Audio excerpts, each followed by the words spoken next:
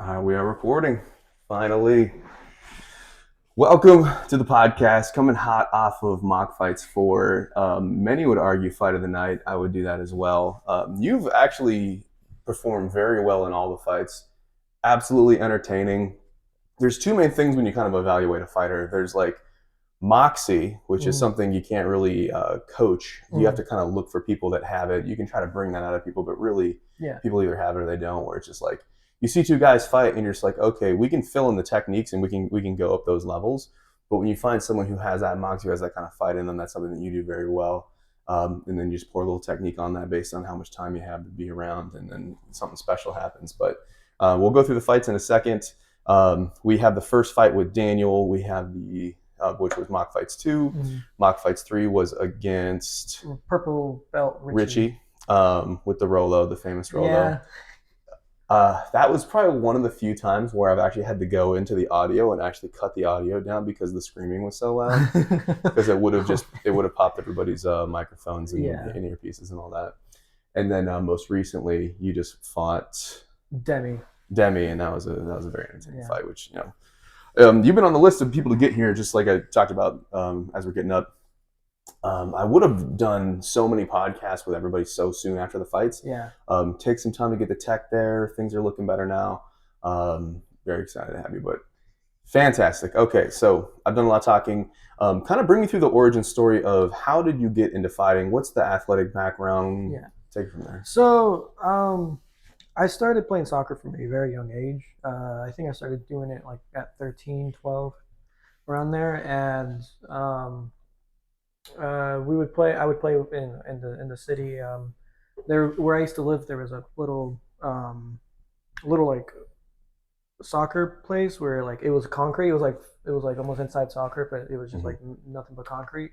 So from there, it kind of started from a journey of like just running all the time, just kicking the ball, trying to beat people, and eventually, through high school, I did soccer, and then in like my early 21 20 20 to 21, my friend I used to know, Nick, he was doing jiu-jitsu during his college years. This is back at West Coast. No, this is here. Okay, so you're over on East Coast. Okay. Yeah, so I'm here, and I remember I like just left my mom's place and went out to like kind of live on my own.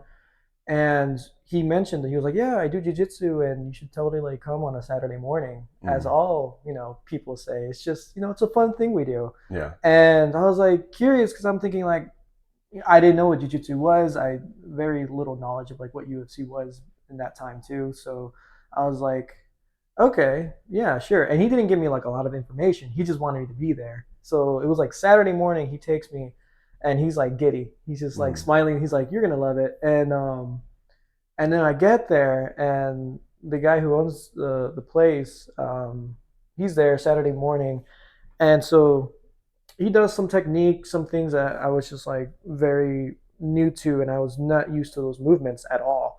And then I'm thinking like this is just very different from like anything I've ever done. And from there, it was the first roll, and I was gonna roll with the black belt, the guy who owns the place. And I was like, he was like in his 60s, so I'm thinking I'll just bulldozer over him. I don't know, just kind of outpace him or something. And that was not my experience at all. If anything, it was like 3 moves that he did, and I was like what was considered like an armbar, and then from there a choke, and then from there it was like a leg lock, and I was just like in awe. I'm thinking, oh my gosh, like this 60-year-old just like beat me up and like made me feel so little. So he hit the moves that he showed that day on you. Yeah, that's how you do it. I love that. And I was like, you're just surprised, and you're like, you don't in that moment, you're like, you don't feel like it's effective until it's done to you. It always feels weird. You're like, I'm doing what? This is only working because he's letting me. Yeah, and I love that. And so when that happened, it felt like how like you roughhouse with when you're a kid and you're like roughhousing, and you're just like you're getting, you're good to go, and you're excited. That's what I got from it, and I'm like, I got to come back. And that's kind of where it started. And so I was doing it for like 6 months straight. Like the classes were, you did it. So throughout the week, it was like you can do Tuesdays and Thursdays. It was twice in one day. And I would be in those classes like 2 days, so twice Tuesday, twice Thursday. yeah, and then like once every other day. And so I remember my ex-girlfriend told me, she was like, "You're going there a little too much. Like, what is it that you're doing?" And what and I remember thinking like, "You're just not gonna understand until you're in it or you're doing it." And so I was going to compete, and it was 2022 when that was happening, and that's what post-pandemic stuff. I think kind of post-pandemic, like right when it was like people were starting to come out and like do things and what gym was this? This was Rima. Okay. Was Rima. It was actually where me and Mads used to go together. Yep. Okay. For a long time, and it was kind of funny the story of how that was like how that happened. Where so Richie used to. Her and Richie were like an item at some point, and I remember me and Mads had been friends since like middle school. We were since kids, and I met Richie separately, and so throughout training, he didn't mention her at once, obviously, and I remember we were at a Waffle House. And he was like, yeah, like we were talking about exes or whatever. And he was like, yeah, like that's just how Madeline was. And I like halfway through my waffle, I'm like, it clicks. It clicks. And it's like that meme where it's like the woman doing all the all the math. Yeah, all the math. Yeah, and I'm like, I speak mean. And I was just like, Brown? And he's like, how do you know that? And I was like, wow, like good to meet you, Richie. It was just like a whole thing. It was funny. And so so they were both at the same gym at the same time. Yeah. And then she left for a while, and then she came back, and then because I was there, and she was like, "No way, you're going there too." Well, I gotta come back as well, and so that's when she started doing her thing again. She's a badass through and through. Every time I roll with her, it's just a humbling experience, honestly. Oh yeah. If you think about if you could just like cut and paste you into the same weight class as her, like, bruh, there's not a lot of folks. Yeah. There's a lot of girls that fall in that category because in most gyms up until current day right now, typically if there's one girl in the gym, there's maybe one, maybe two, and they roll with all the guys, which is great for self-defense because if they're ever in a scenario, probably going to be a scenario like that. But it's reminding me of the story Tara De La Rosa, which I believe is the first, if you have stories, I want to hear it. I actually never met her, but she was Team Rock's part of my team, but she was at like the Fort Bragg location. And so she's rolling with all the military guys. So she said she gets so good, and again, I've never met her, but she gets so good, and I hear about this through the grapevine, that she couldn't get matches at tournaments because other girls wouldn't roll with her because they said she's too rough. Oh my God. Really? Yeah. Come on. So, funny that you say that. You said Tara De La Rosa. Yeah. So, funny thing the other day that happened, actually. So I work at Duke Hospitals, and we just hired this new financial care counselor, right? She's like my age, I think like 21, 23, I think. She is in the middle. We're talking, and she mentions that her dad is like does jiu-jitsu. And I'm like, oh really? Like, what belt is he? Like, and I get excited because it's a small community. You don't hear it. Like, you don't hear other people do jiu-jitsu all the time. And I'm like, like, what is he doing? He's like, she's like, in passing, I think he's like a brown belt. And I'm like, oh, okay. And then she mentions, she's like, yeah, my dad just married to my stepmother. Her name is Tara. And I go, what? and she's like, yeah, Tara, De La Rosa. And I'm like, I'm sorry, did you just say that your dad is married to Tara De La? And I was no words. I was like, and I looked her up. I was like, this Tara, and she's like, yeah, that's her. And she shows me pictures of like her and her dad like together, and I'm like, are you kidding me right now? Like, out of all places that you could have gone, Tara De La Rosa, and I texted Madeline immediately. I was like, do you know who Tara De La Rosa? And she's like, yeah. And I'm like, I'm working with her stepdaughter. I don't, and she got excited, so she told her dad and Tara De La Rosa and was like, hey, this guy like that I work with, like, knows you and like knows jujitsu. Mm. And the dad was like, well, give him my phone number, like, and they were like, she was like, yeah, you should totally come to like Cage Side. I think that's the Mary gym. Kay Chan, yeah. Yeah. And I know Cage Side. I was like, I'm like, small world, honestly. It was crazy. I remember when Cage Side first popped up. I think they popped up after like my first fight. Really? Yeah. They sponsored a bunch of guys that came after me, like John Telford and other people. Wow. Yeah, that was a good place to get gear. Are they still at that Durham location? I think so. Yeah. I think they say that they come there like at 12, so around midday because they don't do much. Yeah, small world, man. If you get like to any sort of community, like it's always like that, jiu-jitsu especially. Back in my day, you could go to bjj.org, not bj.com, bjj.org, and they had this old tree that showed everybody's belt lineage because it's more of a newer martial art. You could literally trace yourself or your instructor all the way up to Elio Gracie. Whoa. So for me, I could go to my instructor. He's belted under hoist. I was belted under hoist at the time. That's a pretty short jump, but over time it kind of exploded, and I don't know if they could keep it going. But like back in the day, you're like, is your instructor on BJJ? It was like a big thing, internet, all that. But yeah, small world. When I was a strength coach for Carolina football, the reason I got the job, because it's a bunch of guys that look like me. We have all the same academics. Maybe I had a little bit of advantage because I competed in Olympic lifting, some other stuff. But the number 2 guy on the totem pole, the strength coach who was doing the interviews, he went to my last fight, which is at Durham in the Armory. And he's like, remember my last name? He's saying my last name. He's like, that rings a bell. That rings a bell. I was like, where do I know your name from? And I was like, were you at the fights like a month ago? And he's like, yeah, Durham Armory. I was like, I headlined it. And he's like, so there's a hallway of guys like sitting in an interview. He kind of leans out and says, y'all are good. You can go home. And he's like, I've always wanted to get in jiu-jitsu. And so I was coaching the jiu-jitsu and the MMA classes. We had a club team at UNC. And I was like, here's the schedule. And it just got me the job. Wow. So yeah, same kind of situation for her, And the other thing is, if someone's in sports, specifically like wrestling and fighting and stuff like that, like they have some level of character. Like they can flip the switch and put in the work. They have the moxie. They have whatever. So did fighting kind of replace the love that soccer had? Did it kind of just shine out a little bit? So in that sense, yes. The dream was to become a professional soccer player, and that's what it is. And then I found this, and it was very much like, oh, this is something I can actually be really good at. I feel maybe just give it a try. And then what happened was that in 2022, I was coming out of the practice, and my going on 40, I think, and my tire like blew out, and I came out of. I managed to park in the, or not park, but like have enough time to go on the left side where like. I know where this is going. And so what happened was that my tire blew out. My spare had been rusted because the water there was a hole in the backlight. It was a whole thing, and so I couldn't use the spare. So I called my ex-girlfriend. I was like, "Hey, your spare is the same thing as mine. Your car's the exact same as mine. It probably can be. I can use it." And then her spare was also done. So I'm like, "Geez, Louise, no brakes today." So then we call her dad.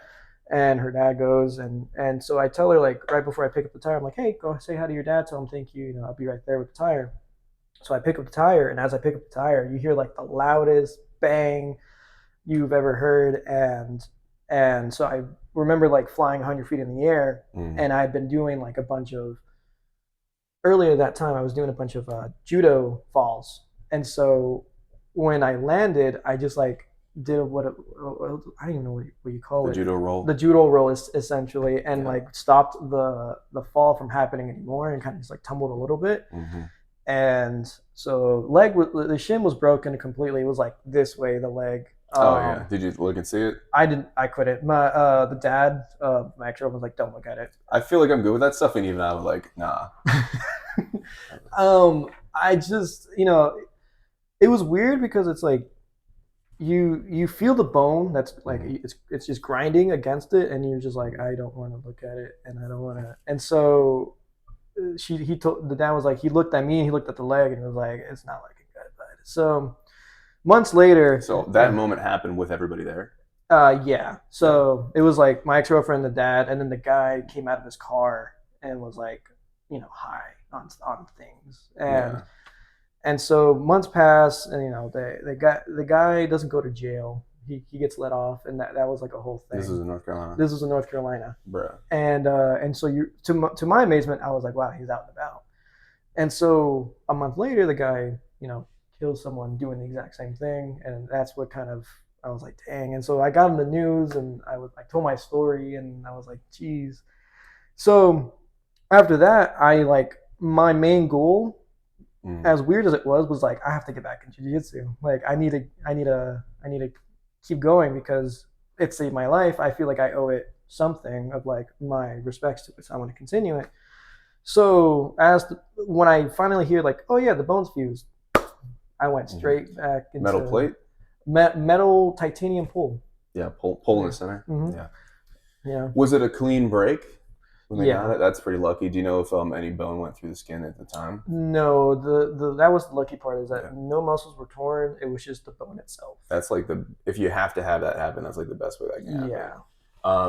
Were you under the car putting the wheel on, or like were you by the car putting the wheel on when it happened, or were you kind of standing there just like waving? Yeah, it was like that. It was like I like told her go, and then like I pick up the tire, and I'm like standing straight up, and and then that's when I went like, oh no, and flew like a human frisbee by the side of 40. Yeah. Yeah, and that was a whole thing. But so how long did the recovery take?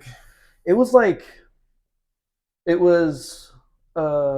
when it was almost 2 years of just like having to do just constant therapy and like right. and then during those 2 years is when I slowly started coming back, when the bone was fused. I remember going back to Rima, and people were leaving Rima for like their own reasons, and Mads was gonna leave too, and Richie had left. He had gone somewhere else. So I felt like my time there was coming to a close. I felt it just wasn't the same without the people. Chapters change, your crews move. Just a different person, and so I kind of dangle in, in and out, and let myself kind of heal, and so this year actually is when I came back, and Madeline was talking about Fight Flow, and I was like, oh, okay, cool, yeah, I'll meet you there like on the Fridays, when the open mat was happening. Yeah. And I had me and my ex-girlfriend had just broken up, so I'm already like, need something to do. Yeah, like I have all this time all of a sudden, and all this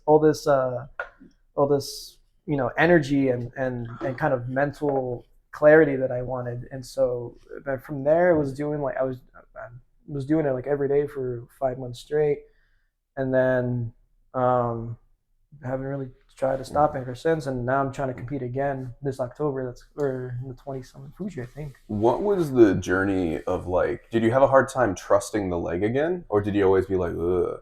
Because you hear a lot of fighters after they break it on a kick, they're where's their head at? Because the injury itself, if you have to pick one, getting a clean break through the bone, not messing with the muscle, not messing with the joint. The injury itself is actually, if you have to pick something nasty, that's actually great. But like the mental part of it. So how was trusting it? I think trusting it was one of the barriers that didn't allow me to come back sooner, because I was very afraid. Even though there was a tiny hole in there, I was very afraid it would just snap in half. And sometimes it would give out. I think even today it would give out. Like I'm walking, I'm like oh, just a little wobble. Yeah. And so that kind of changed a little bit when I started like really pushing the bone to like get used to the impact of like I started running a little bit more. I started when I started doing Muay Thai is when I started trusting it a little bit more, because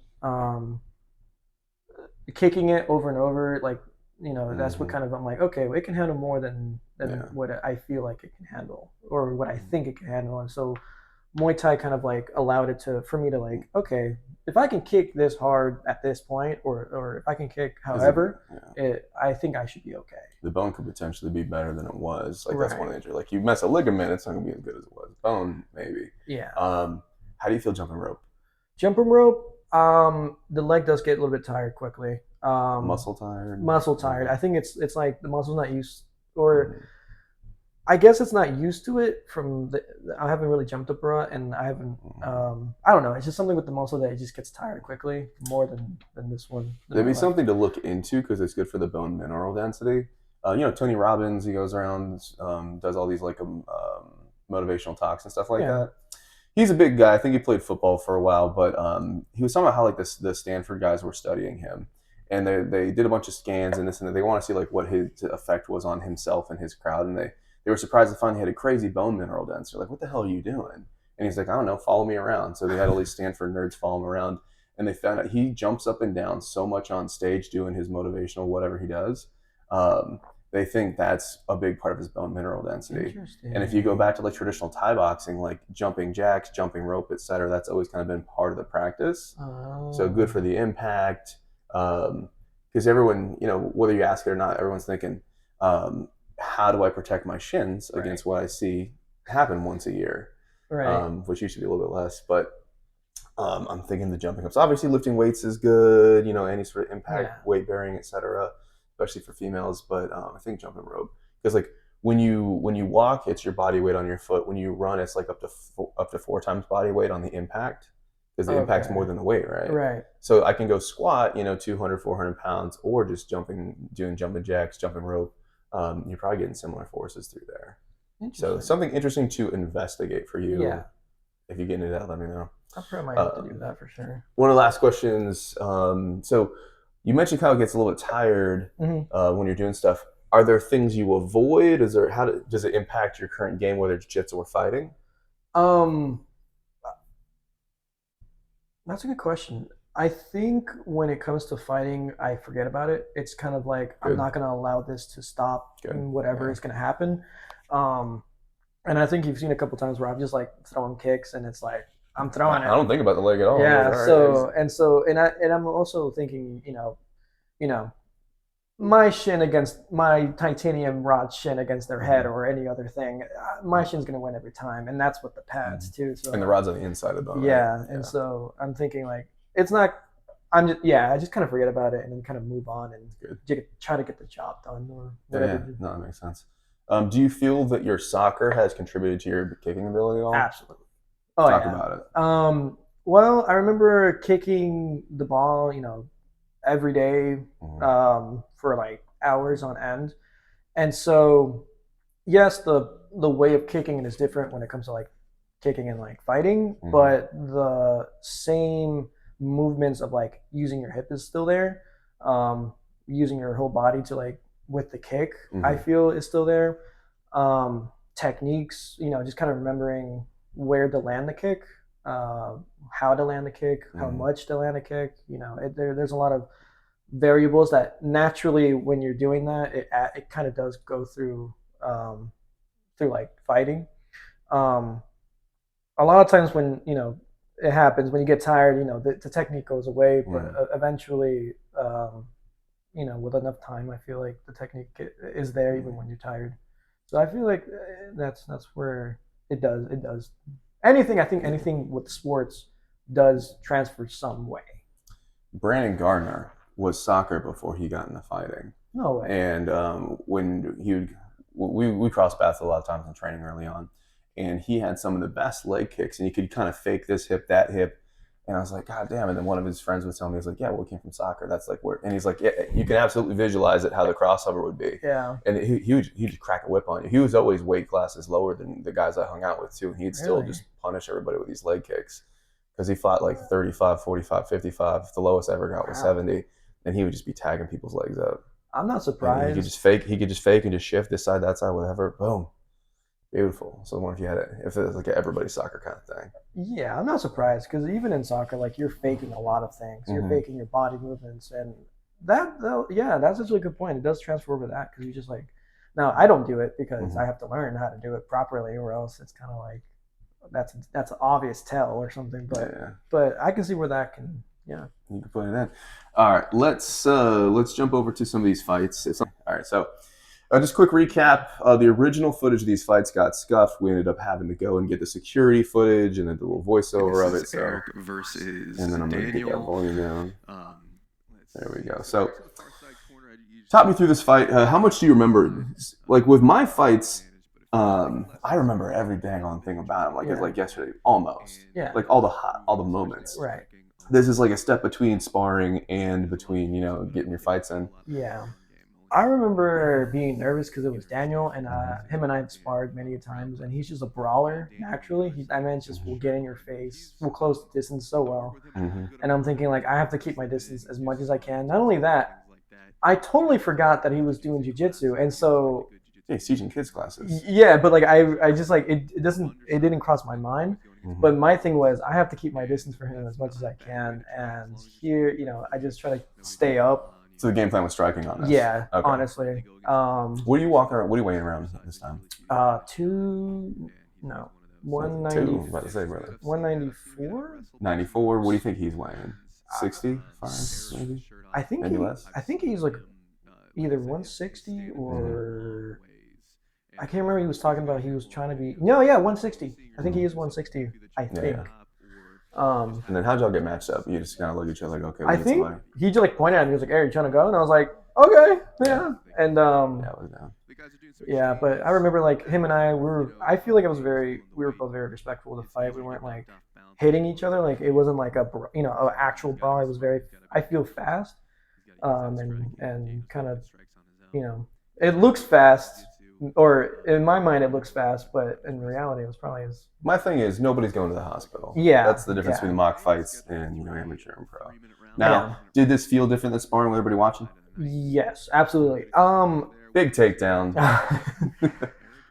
Honestly, I'm gonna be completely honest with you. I got kind of lucky on that one. I wasn't not expecting for that to to work or anything like that. Keep in mind he's got those big gloves on. The guillotine could have been something. Yeah. So in the future for your takedowns, don't be surprised that you get it because you're getting more, so you expect them to hit.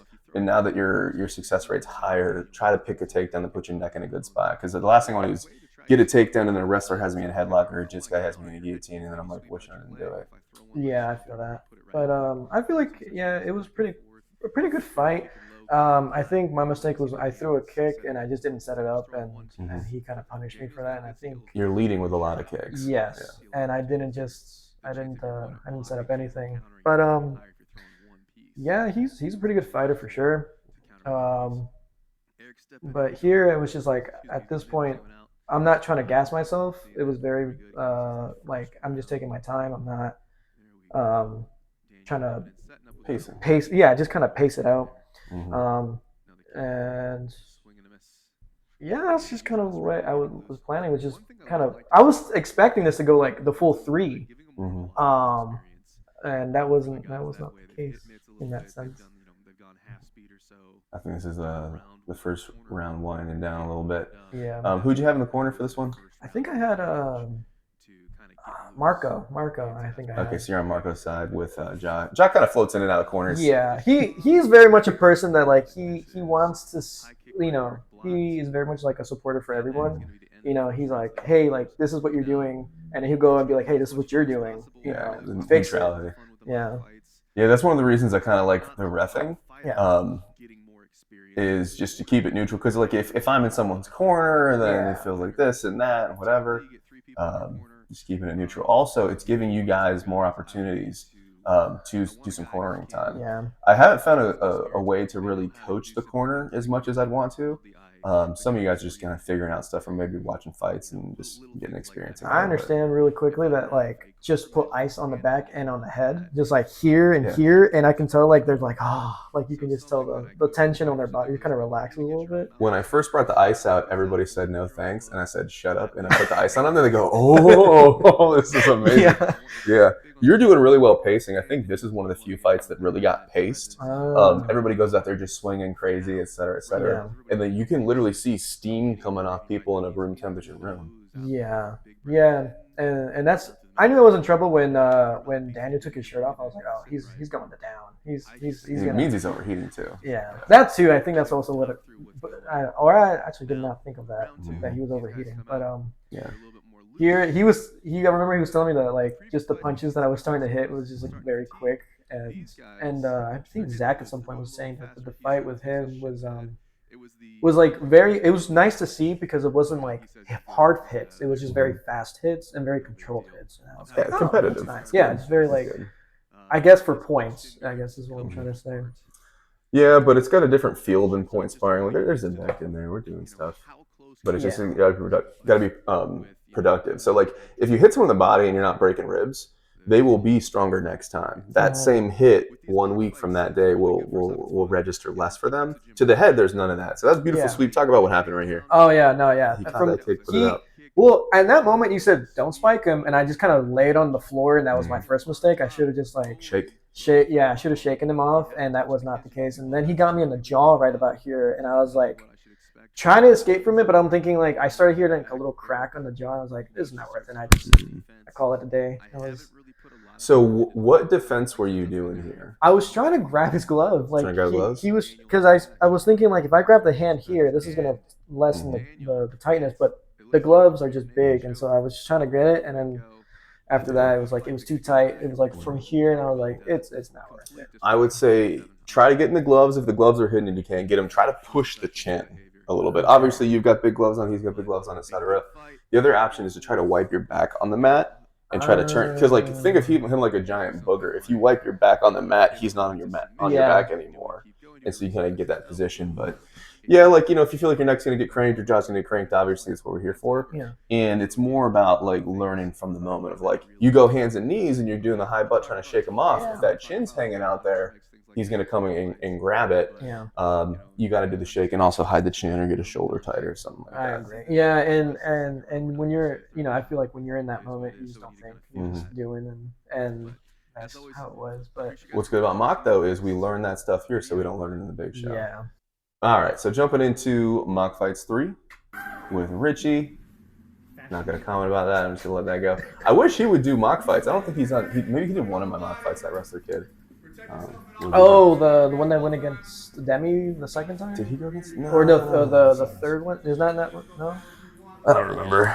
Did he do any of mine? I was trying to get him in there. Because he's taken amateur fight before. And really? I don't know if Richie has fought amateur or if he has fought He's done like a lot of competitions. He's coached.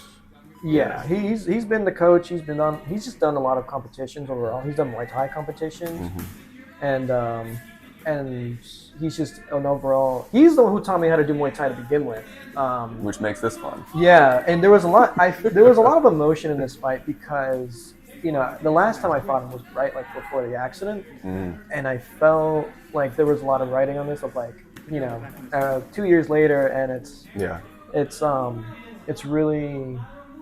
It's like the master and the student kind of. It's just very like a lot of like young lion coming. Yeah, and so I just like in that moment, like I think in that fight there was a lot of like flashbacks of when him and I were just first starting out, or he was teaching me and stuff, and now like we're here, and it was like kind of really cool to have that full circle.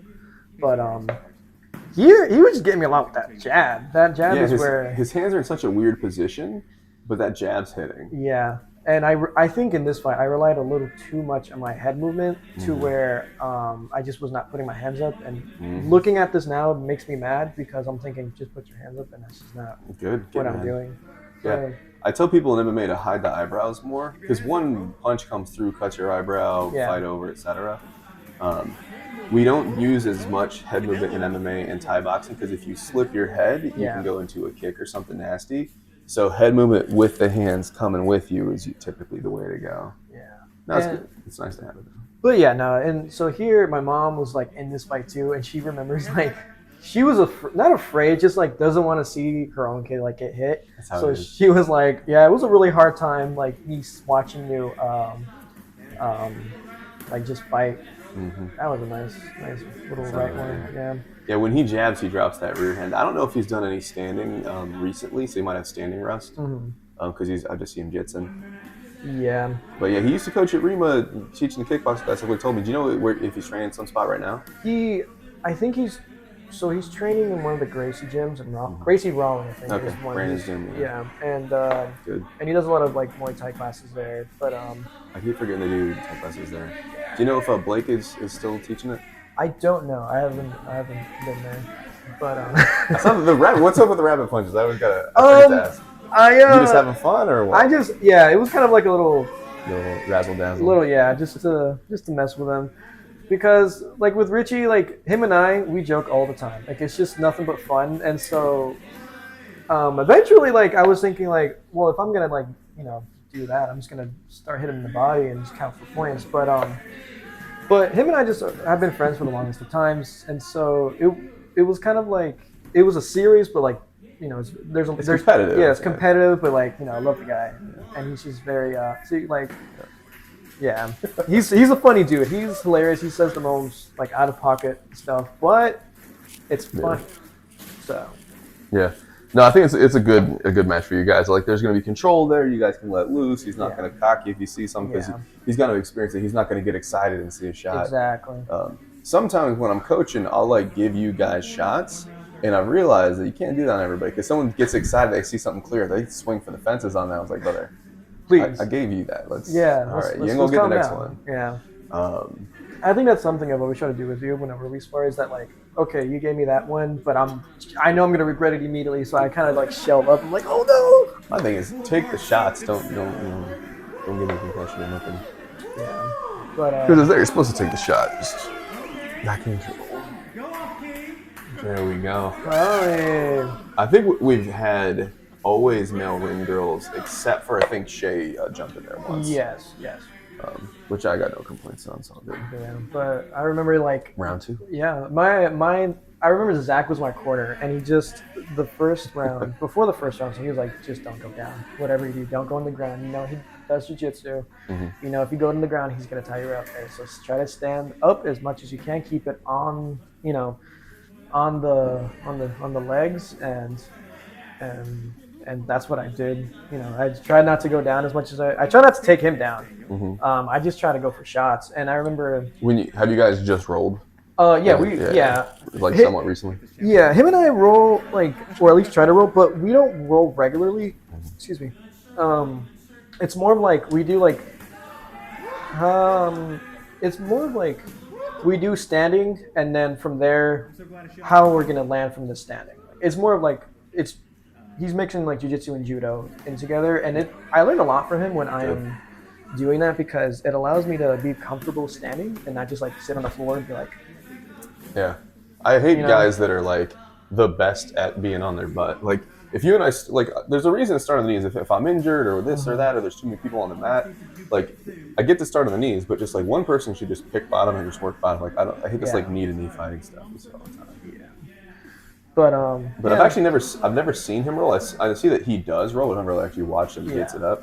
I saw purple belt. I'm like, okay, all right. He does the most shenanigan things in rolling that it makes me mad that it works. Like he'll be telling me like, oh man, he'll tell me just weird advice, and I'm like, that's no way that it works, and then he'll be like shenanigans, and then he'll do it, and I'm like, come on, and it's just funny. It's funny. He'll be like, this anime showed me this, and I'm like, are you kidding me right now? That's what's working. That's what I like about fight and jits is that like we're in the show me sport. Like you cook something up. Yeah. Can you hit it? I guess it works. All right, well there you go. Is it gonna work all the time? What does? Yeah. But I like it. But at this point, him and I are gassed. Like we can just feel it. I'm like protecting myself a lot more. I think I feel the whole second round. You had your hands up a little bit better. Yeah, and then I think he's starting to breathe. Yeah. You see that? Yeah. It also feels different when you're coach and you're sparring in front of folks. Like obviously doesn't coach here, but still, the expectations are there. I would just say that was a shot. Yeah, you felt that way. You saw sweat actually come on the head. Yeah. I don't think he overthrew it. I just think he was coming forward. No, yeah, and he told me about that. He was like, "Yeah, you got me," and he just kind of went this way. I think the other thing is I wasn't trying to hit him hard either. It wasn't like hardness. Half throw. And also this was meant a lot for him because he got a concussion in one of the competitions not long ago, and so he wasn't scared, but he just felt a little sensitive about it, and so he felt like this was something to prove, like, oh, I can still actually fight and not get another concussion. So, yeah. Nah, it's almost like a video game where like you have your health bar, and if you had like a concussion like a while ago, it cuts it in half, and then the fatigue also chops it up a little bit. No, it was good control. He kind of came into it. It always feels different getting hit. Like if I have guys that I always spar with, okay, but if I have guys that I'm literally their coach and I get caught with them, it feels a little different. And like I used to be a lot faster. Once you get up in there in age, you're like, there's stuff that you used to block that you don't block anymore. You're like, I would block all this. What the hell? Really? Yeah. You a little bit. Man. Some of that's just shape. I'm not in the shape I was in, but also you feel the age, man. You feel it. Yeah. I remember Richie, like in this very moment, Richie was saying that he wanted to throw up, and you're like, "Stop being a bitch." No, that's he said I'm good. And I'm like, I know you're good. Round 3. He was trying to get out. I was like, brother, you're already sweating. Let's go. Oh, okay. I knew that he would regret if he dipped out at round 2. Yeah. And so because in my mind, my thoughts is like, I'll push people into scenarios because I want to give you guys opportunities to shine and to face adversity. Yeah. But I'm never going to put you in a bad spot where like shit's going to happen. Like you're on the floor, brother. Cut it. Cut it. He's I'm like, no, it's almost like the can opens up if you throw this. Yeah, that's true. Because Demi was trying to do the whole like, oh, we throw up. I'm like, all right, just don't get on the mat. Did he throw up? No.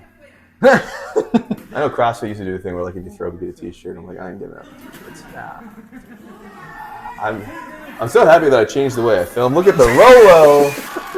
You know he wanted to throw that at me too. If he did, that would have been right there, man. Yeah. So you got like. Yeah, he was being nice about That's the editing I had to do. Oh wow. Zach is like right next to the camera, like screaming in the microphone. But yeah, no, that moment, he was gonna try to throw me on the floor and try to get on top, and I was like, no, I don't want to. He wants to rest that way. Yeah, and so I was like, what, Watch when you duck that head. You can. I'm not gonna run it back, but like, when you kind of head move to the side, he had a head kick coming and he diverted to the body. So hide the eyebrows. Yeah. Like I said, he was being nice about it. Very just.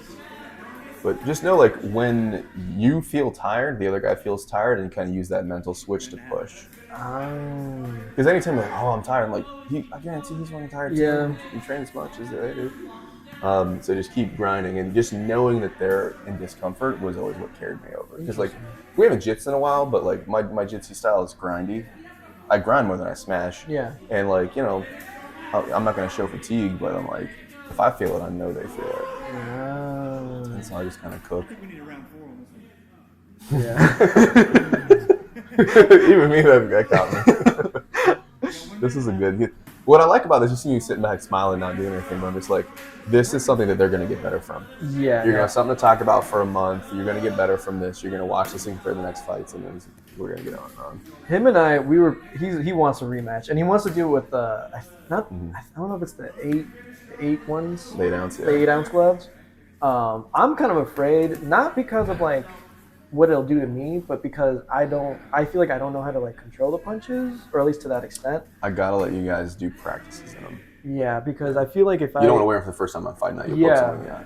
I feel like either that too, and I just don't know how much power that'll go. And then I'm like, well, if I punch Richie with like all my might, or like what would be soft in the gloves and like hard with the 8 ounce, I'm just not gonna. You gotta train it. I feel rust if I haven't used the small gloves in a while. I really prefer an 8 ounce Shudo MMA kind of puffy ones. I'm kind of okay with a 6. I think Wes came in with like a 3 or a 4 ounce. I'm like, brother, I can count your knuckles. What are you doing? I was surprised when he did that. Yeah, he didn't know no better. All right, so before we get into this one, training in the small gloves is good. I kind of tell people it's like gi for the hands, because if I have a gi on, I can't just pull my armbar out because my arm goes straight. You armbar me, I don't have the sweat there. With the MMA glove, you'll find that you can't pull out of submissions anymore because the glove gets caught. When I teach that kind of arrowhead position on there, it's difficult. It's difficult to throw the chokes.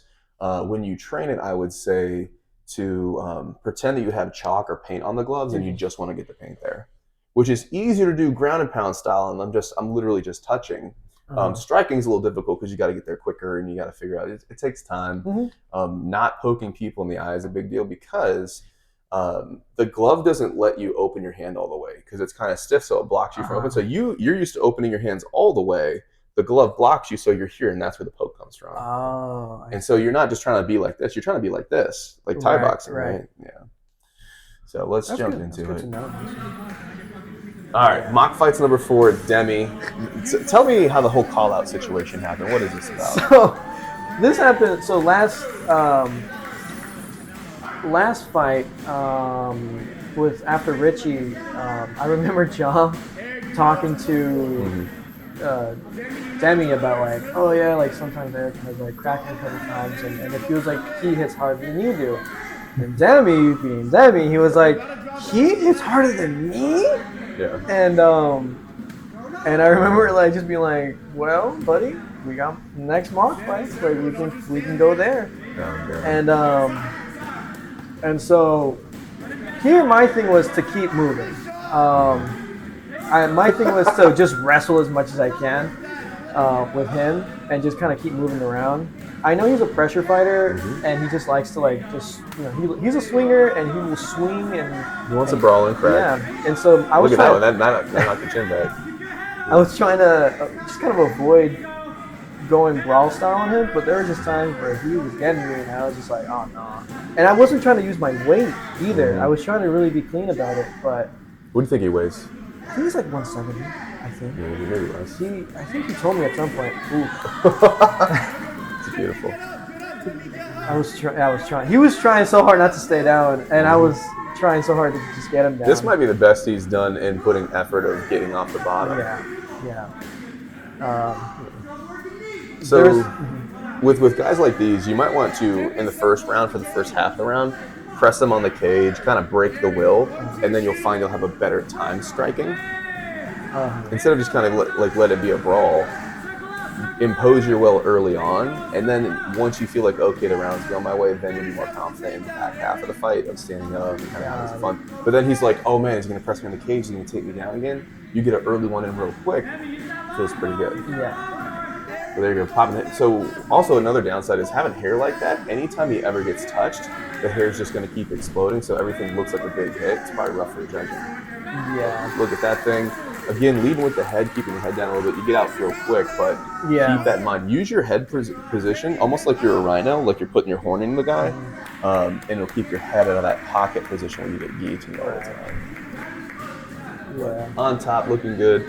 I've done a lot of those MMA drills. I haven't really seen too much kind of come through into. I think I just need to do more drills where I start you guys top bottom and let you guys go. And that was close enough, man. I was going to say something. Here I don't know what I was trying to do. I was just trying to keep my weight on them. Yeah, you just same thing. You're doing great. Just get off your knees. Yeah. But then again, maybe you're being nice. I thought you were being nice. So I saw you went for that little roll. I was trying that first time, and I didn't go. He was expecting it, or I was just not. Yeah. The thing about a roll like that is you can only go if you know 110% you're going to get it. Yeah. If it's like, maybe you can't do it. Yeah. With the gloves and the sweat and the shin guards. But that's a good intensity. I like that. Around. Think of that tall walk back. And Debbie doing his thing. Yeah. No, he's a good fighter when it comes to like if he wants to get you riled up, he'll get you riled up with like. He'll get a reaction out of you, which is good because if you take a fight and someone disrespects you or does something weird in the fight itself, it can completely pull you out of the game plan. Yeah, and I think that's what happened in the second round. I started going. I was like, fine then, and that's where I started like understanding like, oh man, he's trying to gas me out as much as I can with Look, I like the Superman. I try to do it all the time. Mix it up a little bit too. Because they don't expect it. They're thinking like I'm gonna do everything perfect, and then Superman you told me one time. He's like, if you're gonna do something wrong, do it when you're not gonna get hurt. And so I was like, well, here I am doing just crazy Now stuff. keep in mind, if I kick you in the head or try to, don't always kick me back in the head because a lot of times if I want to counter a head kick, I'll do it. Interesting. Let's say I want to boot out your bottom leg, but you're not head kicking, so I head kick you, head kick back because I can do it too, and then I get mine. Same thing with a jab. If I kind of just step in with a jab, you're probably going to jab me back, and I can slip on into the takedown. So you're just luring them. So just don't be too predictable. Like sometimes there's a time where you go head kick, I'll go head kick right back, and I know. But I'm kind of expecting something. It's like you're setting a trap for me, which means now that you can do that too. You kick him in the head. You kick John in the head. I guarantee he's going to kick back, so you just take out his bottom leg. I see what you mean. I have a whole video of me doing it for like 8 minutes on him, and then the next day he finally like figured it out. That was back when he was cocky, because like sometimes you got to teach people how to learn. Yeah, just kind of be like, understand there's levels. I understood that from that. This is when he started cracking. I was just like, oh man. I think that might be the first time I've actually stopped the fight for like an hour. Like I'll sit you guys. I like the intensity. Like if he threw all that to the body, he would literally does it again, bro. Yeah. And that's okay. Like I was okay with that because eventually, like I was thinking, like, okay, if he's throwing hard now, I'm gonna have to like really start taking him down. So yeah, but take the ego out. So like if you get hit in practice and you see a white flash at all, your brain hit the side of your skull. Interesting. Yeah. So we don't want any white flashes. Yeah. So no white lights. Yeah. Back when we played football, the definition of concussion was, did he get knocked out? Was there loss of consciousness? And so like no LOC, oh, he's fine, no concussions. Now the new definition is any of those little white flashes. You know, I feel like they're a little bit too generous with it though. But like, we just don't exactly know. That was my second. We just don't exactly know how much that stuff kind of adds up. So let's minimize that. Now, if you threw that flurry to your body, I would say no problem at all, right? Yeah. But to the head, not so much. Yeah. Now, if it's an actual fight, you know, how often do we do actual fights, etc. But like in training, nah, we can't see the white lights in training. Yeah. I was trying to get this armbar so bad, but yeah, no. I was surprised he actually did not like it, because he's got techniques. I won't see him often, but like he'll soak up what you teach on those days. The downside is he usually has to roll in just for a schedule, or whatever. He has to roll in like 15 minutes late, so he lost half the technique. He's missing half that piece. But hey, I post all my stuff on the internet. That's the best I can do. So what is this, third round? You can see a little fatigue on him, which is great. Hands are a little bit lower. Your hands are actually higher. This is where I knew. I was like, I need to keep my hands up as much as I can, because I just knew. Yeah. And then I just could hear Jaw and Richie was like, throw the jab. Oh my God. Look at that. Look at the hair fly. Yeah. You see me trying to keep you guys in bounds? Yeah. So I think that's hilarious and very entertaining. But from this day forward, you can no longer do those little rabbit punch flurries. Just don't just kind of like, the difference with rabbit punching, your torso doesn't move at all. Now, throw that flurry for real. Okay. Control the power, just make it look real.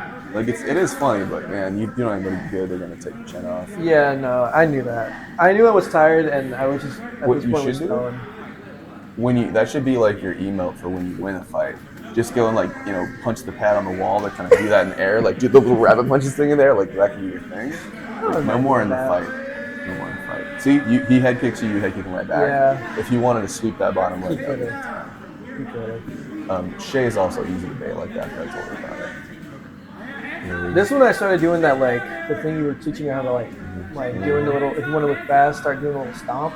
I think he didn't know that you were faking a shot though. Yeah, that was the thing. So he can't bite on that. But he was saying how he was looking for it at all times. So that's all I needed, was the fact that he was looking for the. That was actually pretty good. That's what I was trying to do. I didn't get the full thing. I was kind of sad. Yep. But yeah, that was actually pretty good. And so what you might want to do is keep at least one hand up, but when you fake the shot, at least on the first one, reach and touch the knee. Just do it without getting punched or kneed in the mouth. Okay. But keep one hand up just in case. But just when you fake, kind of reach for it, and he's like, "Oh, this guy's shooting on me." Then reach again, and then overhand. So make him bite on that. Because otherwise, you're just kind of stomping. He just thinks you're just kind of like that. Yeah. Richie was just screaming at point, like, just throw the freaking. Yeah. He wanted me to just like jab at all times. Yeah, just stay busy. So if you're in striking range, be striking. If you don't want to strike, get the hell out of range. Right. And that's when you rest. But if you're in that range, either you're striking, he's striking. And in the future, I would like to see you work the clock a little bit more. Okay. Maybe do a little bit of cardio so you kind of have this behind you, but basically listen for the 1 minute warning, listen for the 30 or the 15-second warnings, and then like, brother, beautiful. You always have something special, but always know how much cardio, know how much gas you have in the tank, know what your pacing is. Because for me, I know that like I'm probably not going to gas out in a minute unless things are going crazy. Like if things are neutral or going my way, so I can sprint that last minute, or I can sprint that last 30, the last 15, and that gives you more control. And everybody always remembers the ending of the round. Right. Like after that roll, I don't remember anything happening right before that, but that last little roll and everything else. John was trying so hard to be helpful. He was just, give me your glove. He was trying to, he was like taking people's mouthpieces out and stuff. Yeah. Mouthpiece out. I let Daniel leave his mouthpiece in for the interview. They didn't the entire time after, because I was like thinking about 10 different things. Yeah. Like, God damn it, what? I think it went pretty well. I'm pretty happy with that monkey. Madeline doing my interview. Yeah. She was saying it was very exciting. She was just like, that was awesome, the last flip. But The monkey flip was actually because I was doing it so much with Richie all the time. So in the beginning of time of me doing it, he was just monkey flipping all the time, and so I learned how to defend it. He was like, "What do you think about it? You Beat have to somebody defend up. it." And so, I landed a few, but oh, my man. wrestling ain't there yet. That's it. Honestly, if Demi were to do a lot more jiu-jitsu, he would actually be a lot more problematic. I would He's say got the that. moxie. Yeah. I'ma let it hurt. If Demi's one of those guys that if I had him 5 times a week, That'd like be- what could happen? Right? Yeah. So exciting. I mean, that's honestly how I feel about, I'd say 99% of the folks that I see in training. It always comes down to the schedule. Yeah. Guys will come to like, oh, I want to fight, I want to do this, I want to do that. Like, absolutely. What does your schedule look like? Yeah. So when I was y'all's age, I was doing 2 a day, 6 days a week, Congratulations, all the Erik. time. Now I had to make that work because like, okay, well, when do you work and this and that? So I had to like end up coaching just to have enough money to pay some bills, to eat some food, Yeah. and things like that. So it's one of those things where like you end up, it takes over your schedule, and then you're Yeah. like, okay, I still need to pay bills. So you end up coaching. I'm not telling everybody to go be a coach, Right. but I mean, when we talk about going from this is mock fights, when we talk about going to amateur and pro fights, even in amateur, I tell people you're going to fight a guy who is training like a pro with pros in his gym, which means you need to train like a pro with pros in gym. So if you can't train at least 5 times a week, not like for years and years, but yeah. like leading up to the fight for 4 weeks or 2 weeks or something like that, I prefer a fight camp to be like 3 months is like, you know, the bigger picture, but we're really serious in like the, 1.5 months, 6 weeks out kind of thing. And then a good portion of that should have 2 a days, not every day. Yeah. Really put in those hours, because 2 things. One, never assume your fight's going to be easy. Right. But also, even if it was easy, I still want you to be able to show the best version of you to represent yourself, your family, your gym, your this, your that. Like, these are such opportunities that you're going to remember for the rest of your life. Yeah. I can go back and like, oh, my first fight, this happened, and the mouthpiece came out, and da-da-da-da-da. Like, you're making these moments, man. And Yeah. now that we've got social media and cameras everywhere, yeah. I used to tell people, I'm like, they're like, man, you spent all day training. I was like, I'm going to fight in my underwear against another guy in his underwear, and it's going to be on YouTube for the rest of our lives. That's awesome, And honestly. they're like, okay, I get it. Yeah. But you talked about it earlier with the girlfriend being like, oh, you're doing this a lot. Yeah. Yeah. For a reason. And Like, my health insurance isn't that good. I need to be defensive. yeah. Honestly, yeah. I think I got more freely into it more because I switched jobs and I have insurance now. So I was like, oh, I'm just gonna, whatever happens, I'm covered. So, Yeah. but Does anybody at work, I mean, jiu-jitsu is more mainstream now than it was, but does anybody at work, if they're like, what are you doing? You ever come to work with like a little bit of a scratch or black eye or anything like that? there's been a couple of times where like I think the last fight I had a little like thing here from like the gloves. Probably that Velcro or something. Something like that. And I came and my mom first of all was like, "What do they do to you?" And I was like, "It's a fight, Mom. It's gonna happen." But I was like, "But I did a monkey flip," and she was like, "I don't care. Like you have a black eye. Like that's your eye." And I'm like, "Whatever." But at work they were like, what's going on there?" And I showed them all the monkey flip, and they were like, "Oh." And so. But there's been times where like, there's like a bruise here and there, and they're just kind of curious like what I do, and they'll be like, oh, my daughter does like taekwondo, and I was like, Same thing, yeah. And I was like, I've got the pinky too, and I can... and I'll be like, you should totally have them like do like jiu-jitsu, and then anyone who talks about me about martial arts, I'm like, get them into jiu-jitsu. You'd be surprised what they can do, on that level. Yeah, coming from the coach side of this, like I came up through wrestling. Mm-hmm. Wrestling's as real as it gets. There's no fake wrestling. Other, pro wrestling, but even that, I mean, that's another story. Sort of wrestling is. But like as far as martial arts goes, ain't no fake wrestling. And then, so that was my transition into, the goal was always mixed martial arts and jiu-jitsu, which is a very effective tool for that, and Thai boxing, effective tool for that and all that. But like once I started kind of like branch out and I was at UNC and we're inviting more people in, I get all these guys that come from like Kung Fu and Taekwondo backgrounds and this and that. And even effective Taekwondo, because there is real Taekwondo in the world. Go watch an Olympic Taekwondo knockout highlight. Whoa. And it's just head kick knockouts constantly, but they keep their hands down so low. But so there's real stuff out there, but that really only works against that kind of stuff most of the time. Right.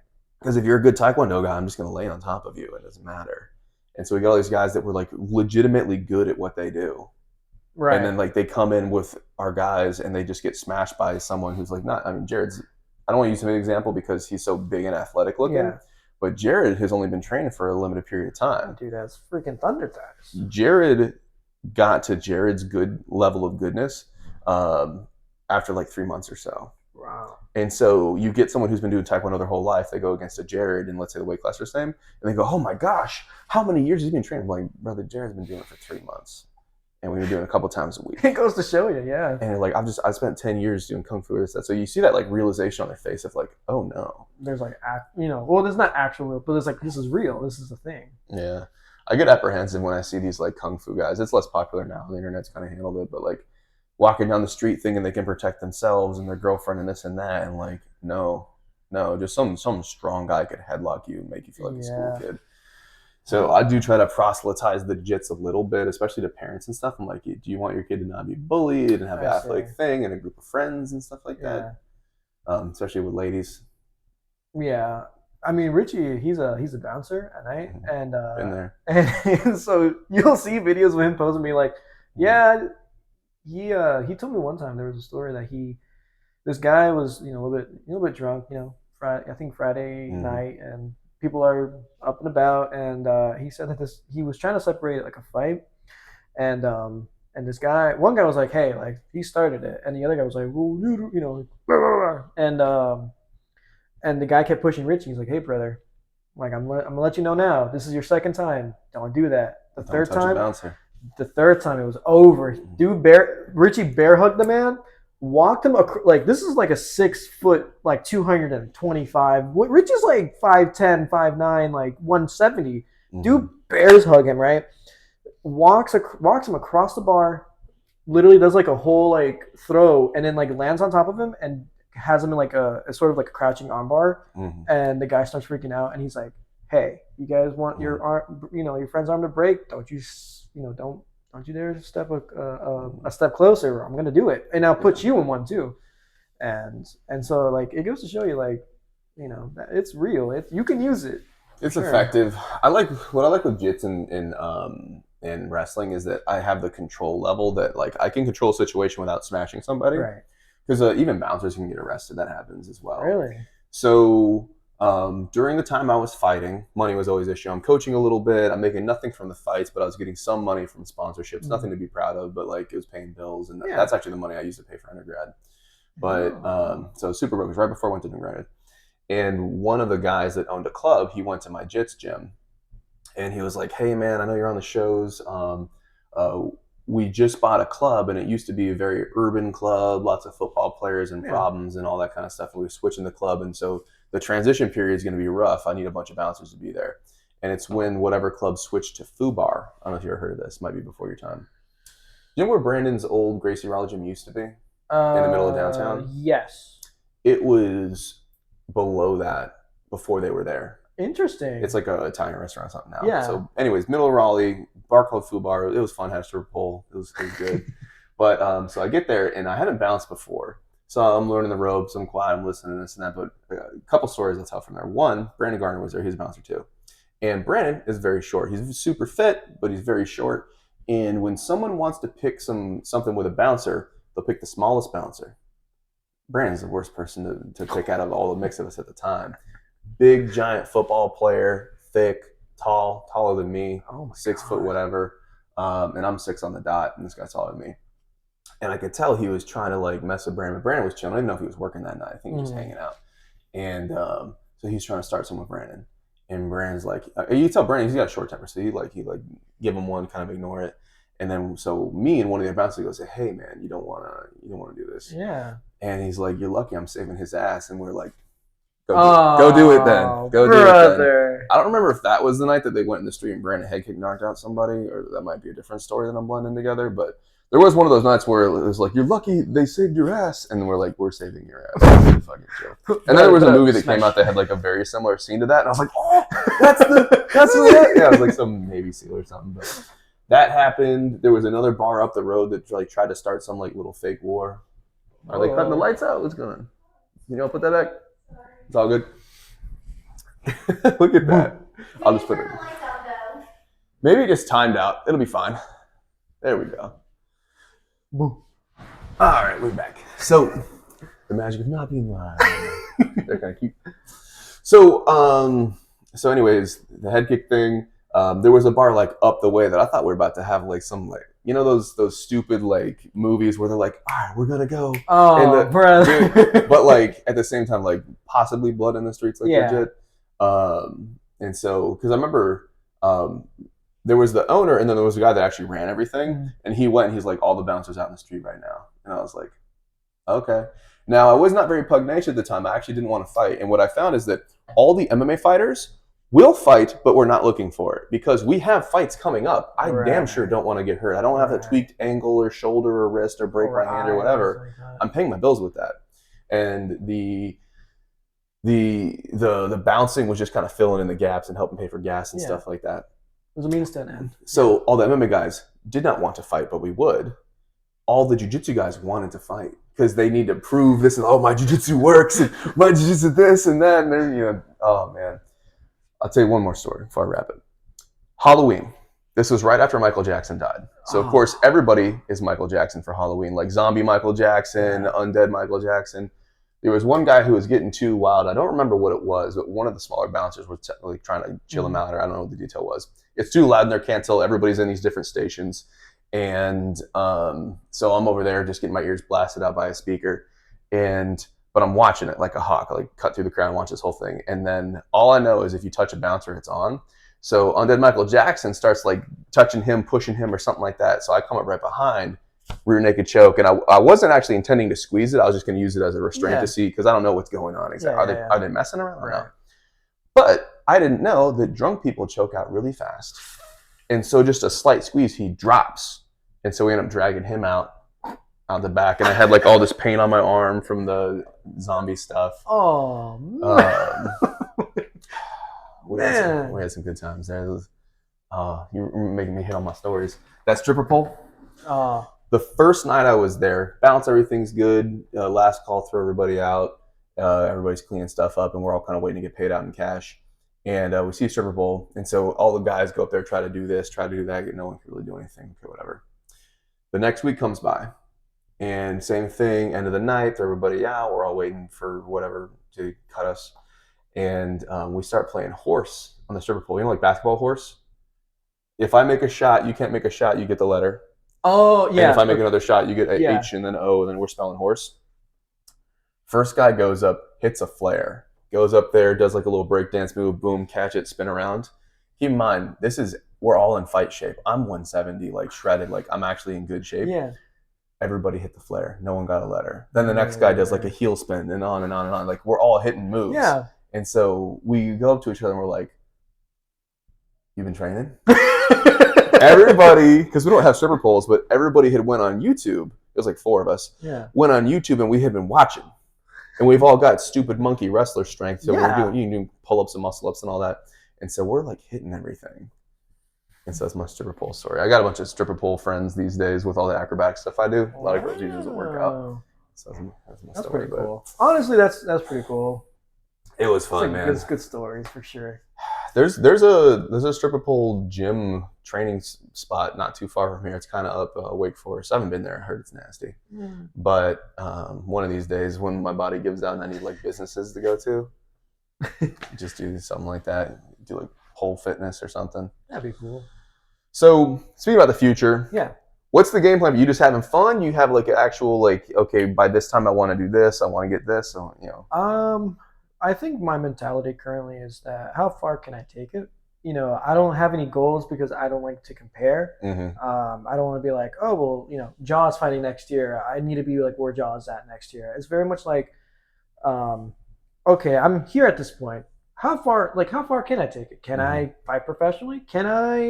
Is there enough time for me to fight professionally? Because I know there's a small window, I feel, to be at your prime and to be good and to be your best.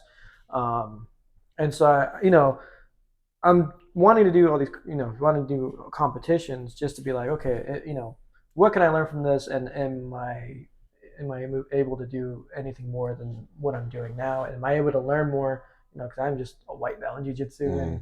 And so I've been like that for a while, obviously for like things holding me back, but like, I just want to see like, how far can I take it? I have no specific goals. If there was a way to be like, hey, this is how I measure where I should be, I wouldn't mind like someone telling me like, hey, you're at this point, you need to be here so you can Mhm. start fighting. What's there's this one kid that trains with us that he just done like cage fights. What's it look like?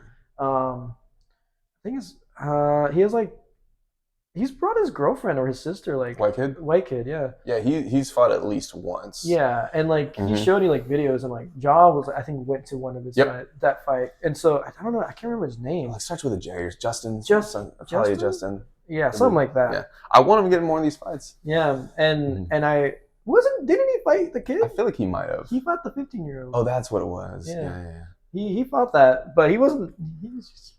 He went in there, but if I want to see like how what's that Mhm. point of like, okay, now you're ready, now you have to really Yeah. trade and start going to town. And so at this point, Shay's even asked me like, when are you gonna fight, like when are you gonna go compete, and I'm like, I don't know, we're gonna see how this goes. Because she said, or not to blow my own horn, but like she's like, well, if you've been doing this for 6 months, you've done pretty well for 6 months. I would agree. And so but in my head I'm like, it's been 6 months, like there's no, and so when you're in the process you don't feel like you're improving at all. I think that's for a lot of people. Yeah. You feel like, oh, like I'm still the same 6 months ago, but if I were to fight myself 6 months just in ago, those fights, just in the fights we watched. Yeah. Quite different. That's 1 month between. Exactly. And so I want to see like if I have a chance, then I'll do it. Like I have no regrets. I want to see what my potential can be in this sort of sport. So 2 pearls of wisdom. One is, like I said before, the schedule. See what is realistic to your schedule, Mhm. how much training you can do, and that Mhm. tells you a lot. And you might have to move things and just, etc. And also that's the short-term schedule, but also the long-term schedule. Like if you have certain things coming up in your life and work and this and that, like, you can go as far as to say like kids at this age and that kind of stuff. You can go as big or as small as you want. Just kind of use that as your guideline, because you're going to get out of it what you put into it. If you train 3 times a week, you're going to be really good at these things and be able to defend yourself and have a good physical shape. Yeah. If we're talking fighting or really getting competitive, 5, maybe 6 times a week, etc. And then times in your life where you'll peak up and do the doubles or the 2-a-days. Keeping it fun is really the number one thing. If you switch your mind into making it a work thing, it's not going to be fun. And we do the stupidest, funnest hobby you could possibly have. We're just wrestling with each other and whatnot. So I don't know if it shows through, but everything I do as far as the coaching or the mock fights or even just the podcast, keeping fun at the front. Yeah. Because if you're fun and you're curious and you're learning, you're going to have a long career, whether it's a hobby or whether you want to compete in it. Is a big one. I definitely agree. The second part of that is the measuring stick. So here's my measuring stick story. Pretty fresh out of high school.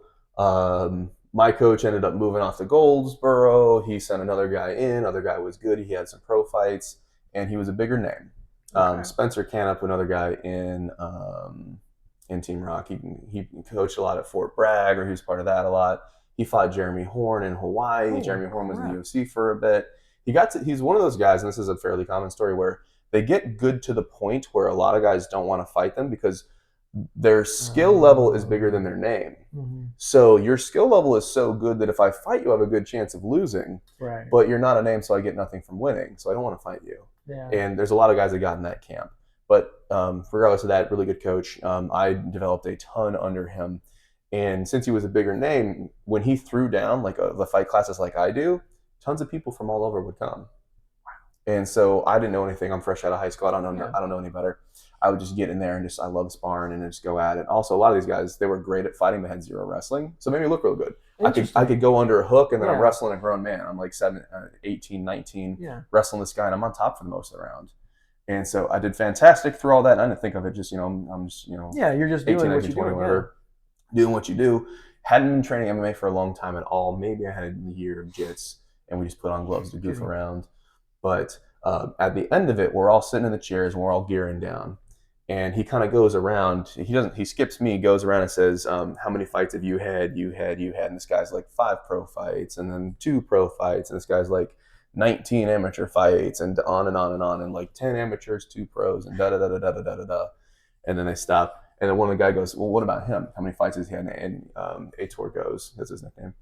I think he was like born in Japan, like when his family was stationed there, military or something like that. But anyways, he's like, oh, he just got out of high school, and everyone's like, are you fucking serious? I thought this guy had pro fights.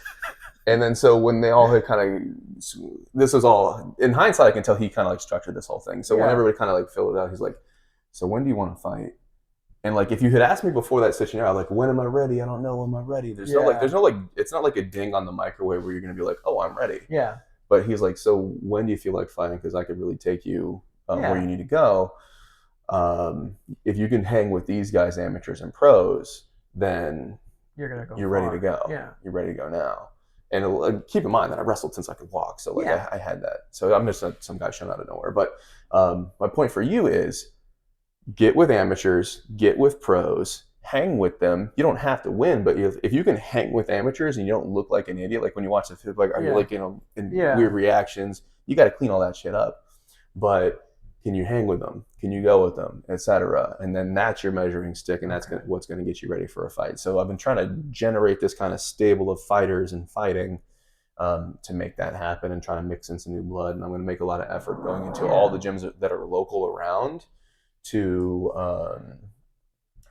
get fresh blood. So the matches are different. I'm going to do different venues. I don't know if you heard about it, but I'm going to move the mock fights to different locations as long as I have a suitable place to be. I'm really looking for a cage, and that's going to be hard. The previous cage, it's a little questionable. I was actually worried. Ja got that funny sweep when his butt hit that bottom ridge. Like that's metal, brother. Yeah. So I'm gonna try to find some venues, find some new folks, and then I used to know everybody in like Central North Carolina as far as MMA would go, or like they've heard of me or seen this and that. I was gone for 10 years, came back, so I got to rebuild that network.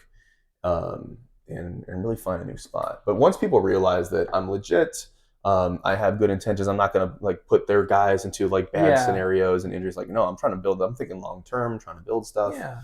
I just need to find a host, and so maybe I can find a fight gym where like they're not doing much on a Friday or a Saturday, so they have the open space for it. So if you you're right there. So I'm looking for Central North Carolina, preferably in Raleigh. The least commute, the best. But just spots that will have us for like Friday evenings or for Saturday evenings. I'll bring everything, set it up, get the show going, your guys, my guys, a whole mix. I don't really have a bias. I don't really care who wins. I want people to grow and get better, and I want good, entertaining stuff. And if it grows from there, I don't have aspirations to be a fight promoter. I'm just having fun. But everybody tells me how hard it is to make money at fight promoting, so I never thought about it. But like, it's kind of fun. I've already got the shaved head. Like, what do I got to do? But the last mock fights was my last Friday at Fight Flow. Wow. What? Yup. That's okay. We're changing stuff. I know. I was kind of planning on dropping the Tuesday, Thursday for a long time. I told him from the start, well, I guess I should run it back. He asked me if I was open to teaching more classes, and I said, I'll teach 7 a.m.s. A lot of people would talk about it, would fit with my schedule. I like something early on my day to like lock me into not being lazy. I wanted to teach 7 a.m.s, something in the weekdays, jits or MMA. Okay. They're talking about it. And he's like, okay, I'll get back to you. And then the next day he's like, well, I need someone to pick up the Tuesday, Thursday, 5:30s. And I had the availability to do it. So I was like, fine. But I thought it was like short term. But I told him every gym that I've ever been in that's been successful, it's always 6 to 7 is your foundations or beginner stuff, and then 7 to 9 is your advanced or intermediate, like the main course stuff. Because it's so hard for everybody to get there at 5:30. It's even hard for me to get there at 5:30. You guys see me show up in scrubs. I need time to clean the mat and the whole thing. And Tuesday was supposed to be a sparring day, but then I get like 2 to 6 beginners never put gloves on before. So now I'm teaching 2 classes. I can't watch the sparring. I can't get involved. So it's always kind of split, always weird. I'm thinking Anthony, I don't exactly, we talked a little bit, but I was thinking that maybe they're probably going to do exactly what I said. Switch it to 6, make it a foundations class, because there's such a broad skill level in the evenings Muay Thai classes where some people, their jab's still not great. And then some people, they need the extra, they need the Thai clinch and the head kicks and the sweeps and all the extra stuff. So anyways, I knew I was going to the Tuesday, Thursday wasn't working out long term. Also, I'm switching. I'm grabbing like a different 9 to 5, and I got like a side hustle, and I'm always doing things. But the Friday thing, I'm gonna move it as well. Okay. And so I've got some more things to announce. I'll wait until everything's kind of finalized because this podcast has happened before that. But so I'm not there this Friday.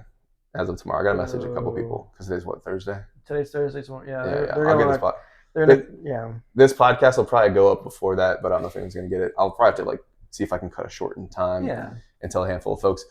But it's moving. I don't know who's going to run it. When I first took up the class, originally I was just kind of using this time as like an open mat space for me and my boys from the green.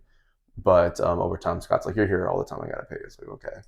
But I was like, if I have to miss a day, because I have like slight commitment issues, if I have to miss a day, who's going to cover it? He's like, okay, I'll cover it. So I don't know if he's going to cover it or if Anthony's going to cover it, or they had another coach that was doing MMAs on Saturdays, but it was like a kid's class and it ended up just kind of not going anywhere. Yeah. But him as a coach was good. I just think the time slot was rough.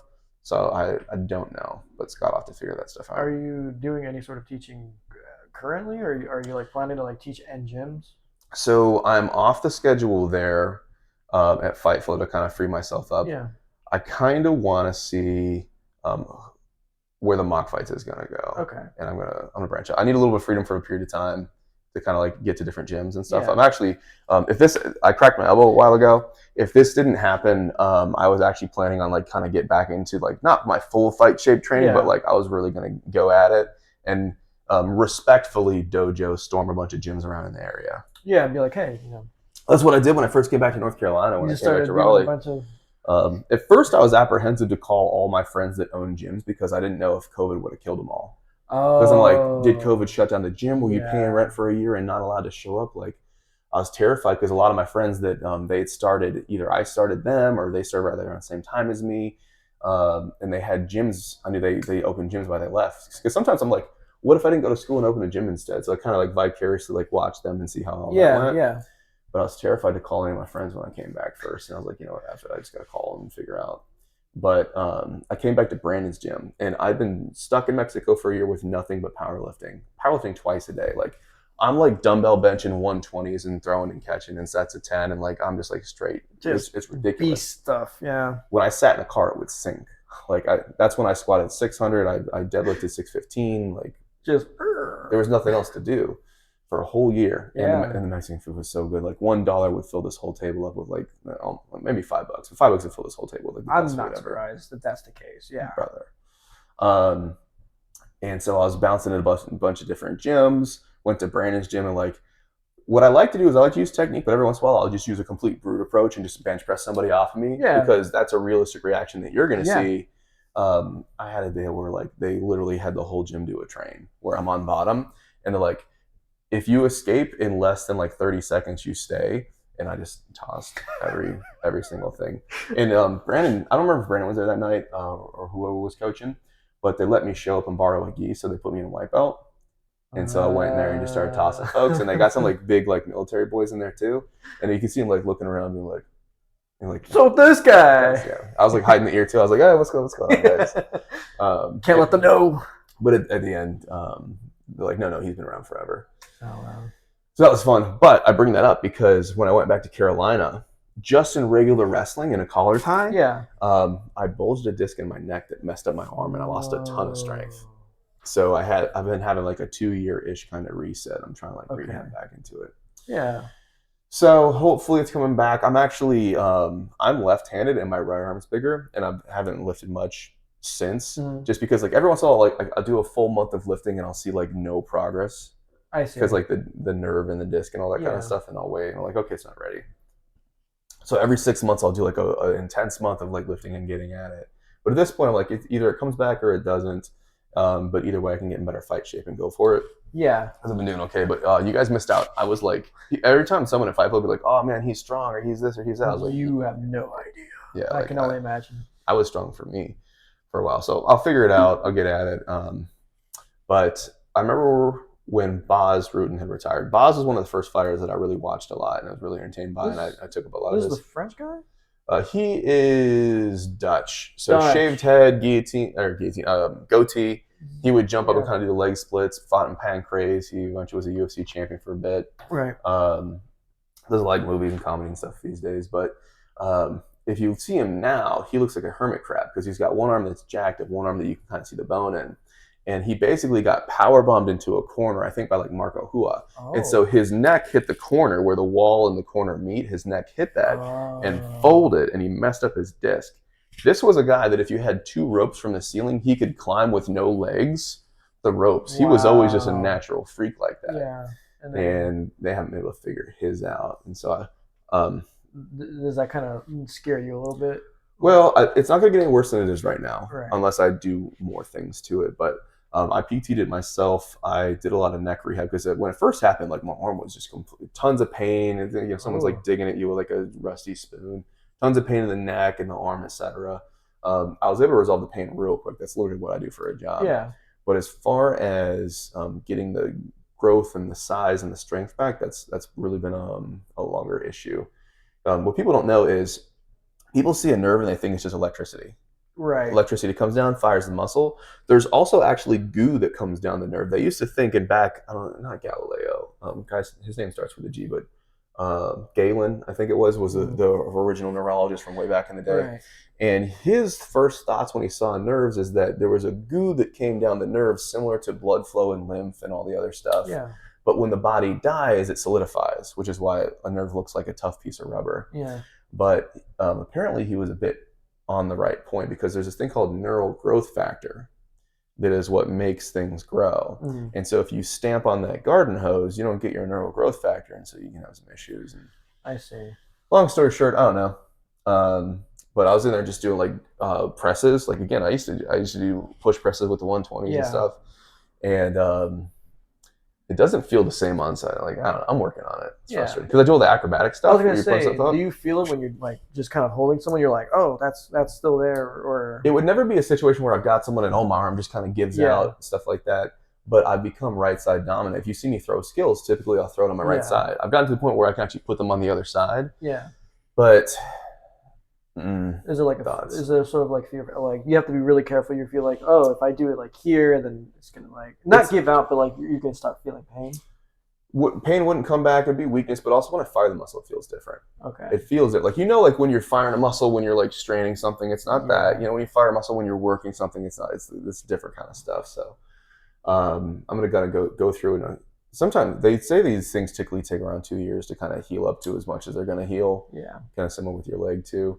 I'm basically just gonna do like really aggressive like manual therapy and just chisel all the soft tissue out there with intense massage gun or a friend who's good at it, and then just religiously train for 1 to 3 months That would be and see how much insane. progress. Because like Yeah. the thing is, even if I can't get back to what is like perfect, you can always get better than what you are at the moment. Right. I totally Right. agree. I'm not trying to get a UFC or anything, but I'm gonna get back in shape. I'm gonna go do a dojo storm. I still need to buy damn elbow pads, and I do need to recommend it for you guys.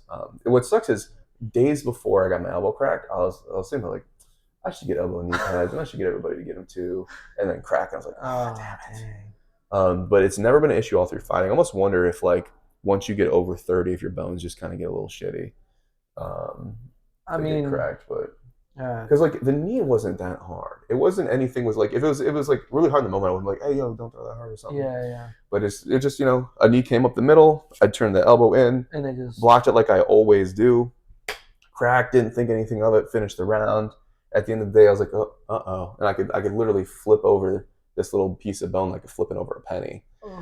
When the swelling was gone, everything kind of tightened up. It's okay. It moves around just a little bit. Feels crappy to lean on. That's the biggest issue. I was gonna say, but also the block sucks.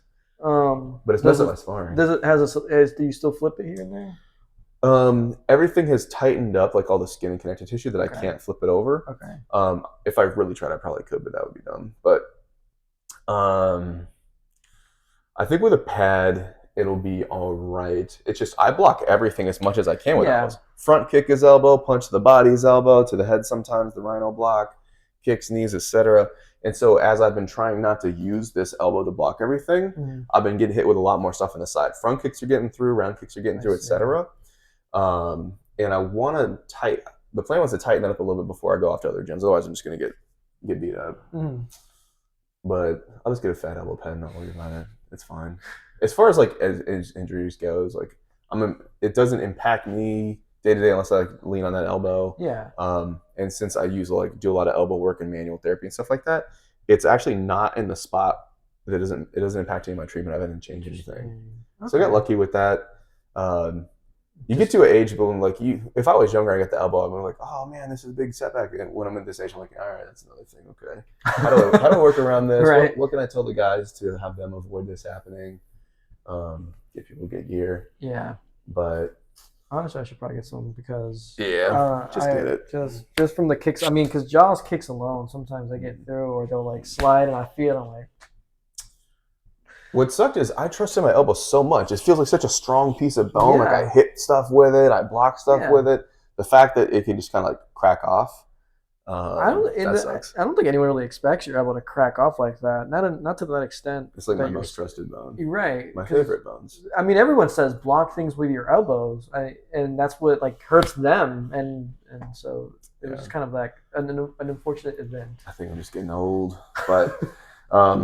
That's the game plan. I was telling folks that if I could go for a long enough period of time, nothing crazy, but like decent cardio, decent shape, minimal injuries, realistic, to make it worth doing a tournament, I would definitely consider going to a tournament. Josh asked me, I don't know if the tournament already happened, but he was asking me, he's like, hey, there's this thing coming up. Are you doing it? I was like, oh, what do you want to know? He's like, because if you're doing it, there's only like beginner and advanced. Yeah. And if you do advanced, I'm not going to go because the weight classes was pretty wide. It's funny, but I'm probably, if things line up, because I'm doing a bunch of different work stuff too, but if things line up, I would do tournament, train a little bit, possibly get the brown belt, although I'm not that belt motivated. There's a lot of politics behind the belts. That's what I've been wondering, like how deep is the politics and that sort of thing. I don't say it in a way like, oh, this is bad, but basically, once you get up in belts like purple, brown, etc., it's not just a skill level thing. Mm-hmm. It's you think, okay, this belt means you should be in this division tournament, and that's true. But it's also like I don't give belts, but like people won't give belts unless you're part of the community, which is not a bad thing. But it's like, let's say you show up in my gym, you roll a bunch of times, and I'm like, okay, this guy's at this level. Here's this belt. But I kind of want to know you as the character. Are you gonna, do you have a good character? Are you gonna be around for a bit? And since I've floated so much that I don't really have a home base. Got it. Now, I could probably go up to some of my friends that have known me for a long ass time.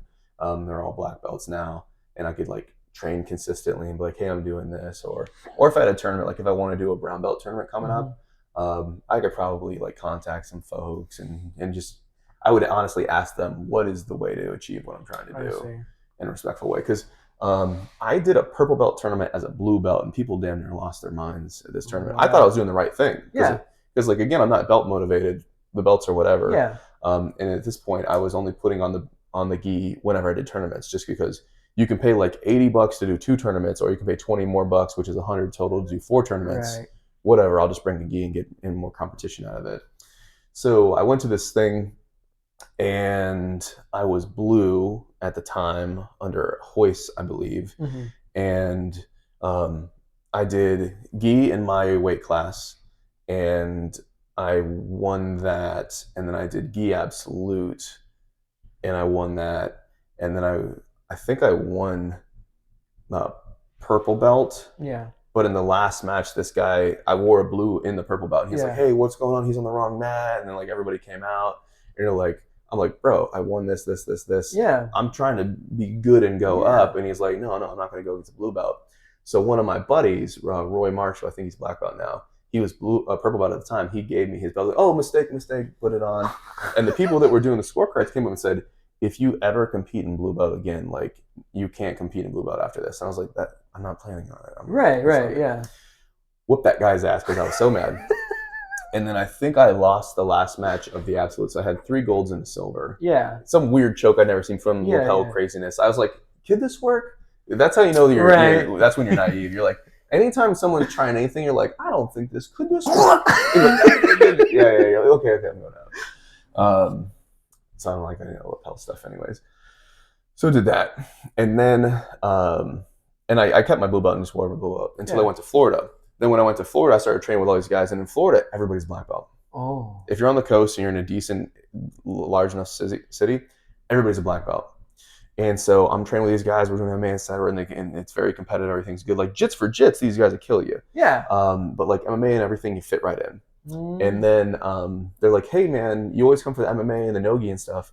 Show up to a gi class." I'm like, "No problem."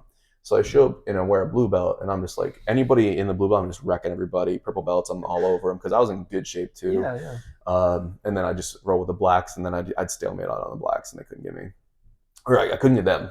There's one guy smaller than me. He had a beautiful guillotine. Oh, that's why I keep telling you so much. Don't duck your head because you don't want to be there. You'll meet a guy, either a wrestler that'll just ruin your neck, or you'll meet a jiu-jitsu guy with a beautiful guillotine that you just want to be there. He'll just Marcelo you all the time. But and so we're just hanging out, chilling, and they're like, "Are you really blue belt?" And I was like, "I mean, yeah." And he's like, "All right, man." One of the black belts, Todd Wheeler, under Cyborg, who was like a world champ. Wow. He's like, "Bro, go online and buy a purple belt." I was like, "Purple belt, this is my promotion," and he's like, "Don't come back here with the blue belt."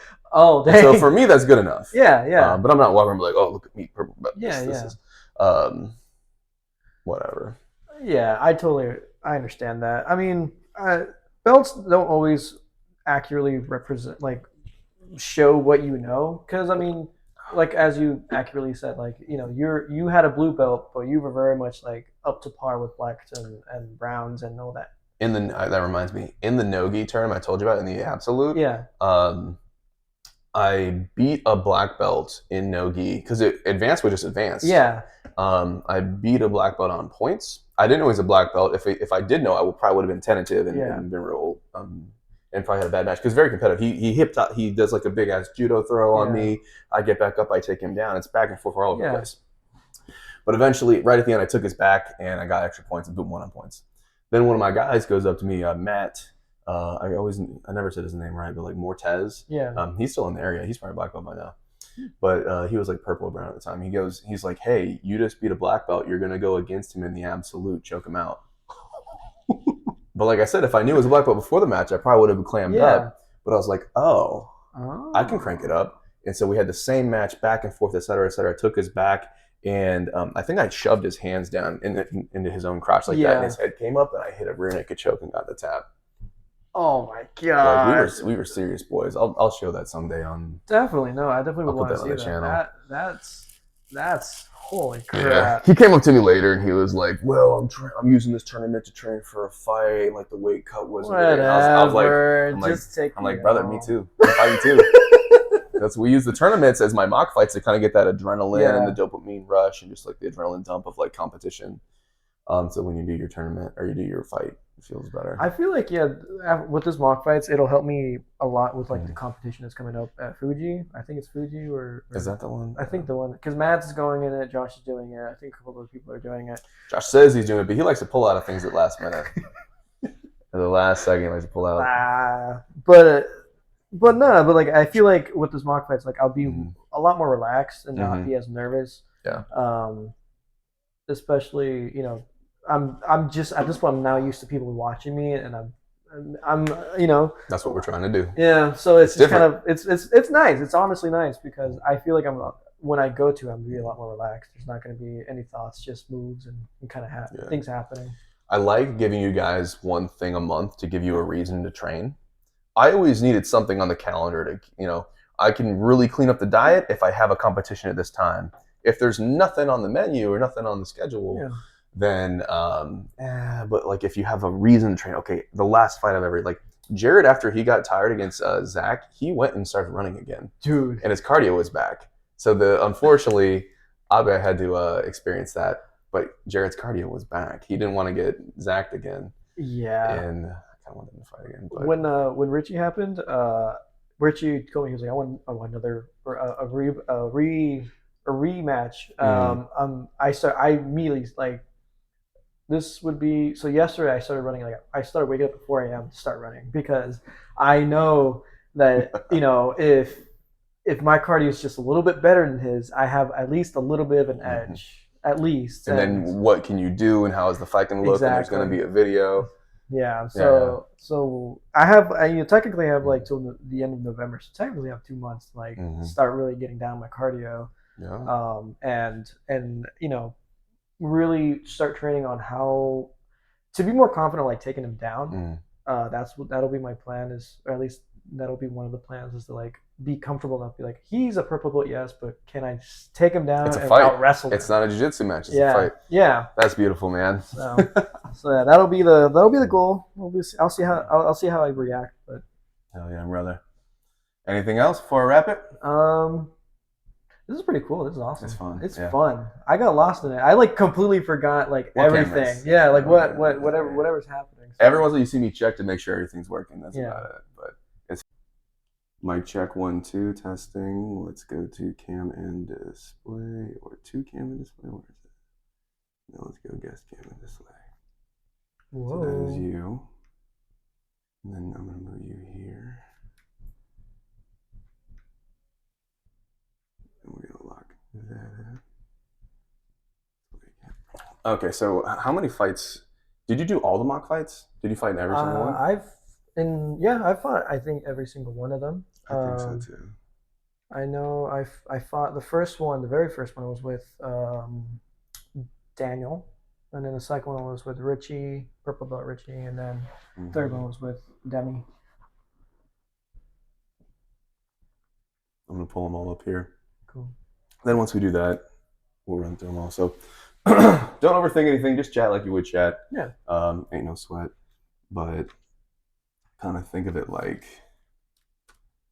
yeah, It's just like after class when we're talking. it's whatever. Usually, as soon as I hit go, it goes from like just talking super normal to people like clam up, and like there's a period of time where like just laugh that it's stupid for 5 seconds, and then just embrace it. All right, so Demi on mock fights 4, Richie on mock fights 3. I know you fought the new kid, which I still don't know his name, on mock fights 2. I wish I would knew his name. He was like 6. He was 15 or 16 currently. Yeah. He's a kid. But you also fought Daniel, because you fought Yes. 2 in that one. All right, Yeah. I'm gonna skip the kids thing because I think you did well. You just gave him a good experience. Did you fight in mock fights 1? Yes. Who'd you fight? Daniel. That was mock fights 2, unless I labeled it wrong. Did I miss the first mock fight? Because I got the Daniel fight. Yeah. Okay, so that might have been mock fight 2. Maybe you fought twice in that one. Because I do have it. How many? So is mock fight 4, technically? So mock fights 4, you fought Demi. Uh-huh. 3, you fought Richie. And 2, you fought the new kid, and also Daniel. Oh, so there was already a mock fight already done before the Daniel fight. Oh. Yeah. Okay. Then yeah, 2, 3, and 4 then. I think Yeah. I wasn't here. I was out of town during mock fight 1. That makes sense. All right, I got all your I remember because that was in July. Third fight of the night. Mm-hmm. Turn that volume down a little bit. Get it all set and ready. So for me, like everything I do, I try not to have a bunch of overhead and stuff I got to worry about. Like that's not my gym.